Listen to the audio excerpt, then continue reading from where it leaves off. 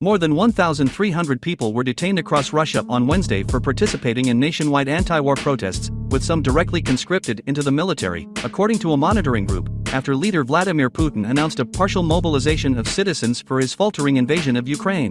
Images and videos show police cracking down on demonstrators in multiple cities, with footage showing several protesters at a demonstration in central Moscow being carried away by the police and authorities in St. Petersburg attempting to contain a crowd chanting "No mobilization" outside Isakievsky Cathedral. Police detained the protesters across 38 cities in Russia on Wednesday, according to figures released shortly after midnight by independent monitoring group OVD Info. The group's spokeswoman Maria Kuznetsova said in a phone call with CNN that at least 4 police stations in Moscow some of the protesters arrested by riot police were being drafted directly into Russia's military. One of the detainees has been threatened with prosecution for refusing to be drafted, she said. The government has said that punishment for refusing the draft is now 15 years in jail. Of the more than 1,300 people detained nationwide, more than 500 were in Moscow and over 520 in St. Petersburg, according to OVD Info. The demonstrations followed a morning address by Putin, in which he laid out a plan that raises the stakes of his war in Ukraine, including for the Russian people, at a time when a sudden counteroffensive from Kiev has recaptured thousands of square miles of territory and put Moscow on the back foot. Experts say its forces have been significantly depleted.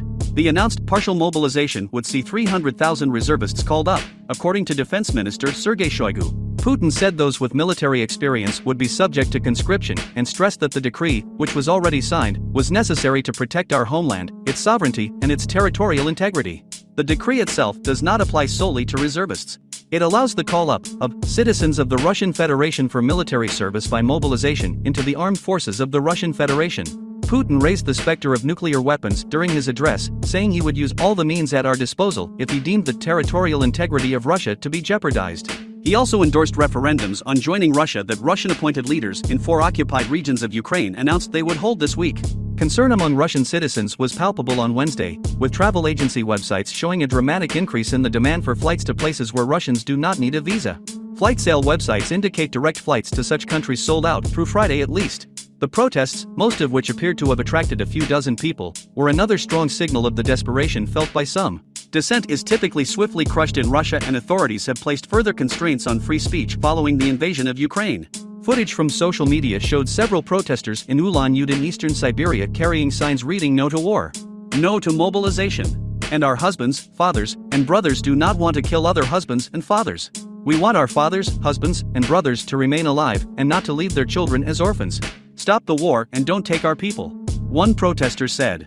Video from Ekaterinburg in western Russia showed police scuffling with several protesters. CNN could not independently verify the footage from either city. Another video posted by a journalist from the Moscow internet publication The Village shows dozens of people in Arbatskaya Street chanting "Let him go" as one man is carried away. The Moscow prosecutor's office on Wednesday also warned citizens against joining protests or distributing information calling for participation, reminding people that they could face up to 15 years in jail.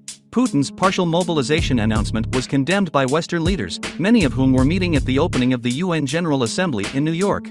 In a rare joint statement, British Prime Minister Liz Truss and European Commission President Ursula von der Leyen said Wednesday that both agree Putin's announcement of a partial mobilization of Russian citizens is a sign of weakness.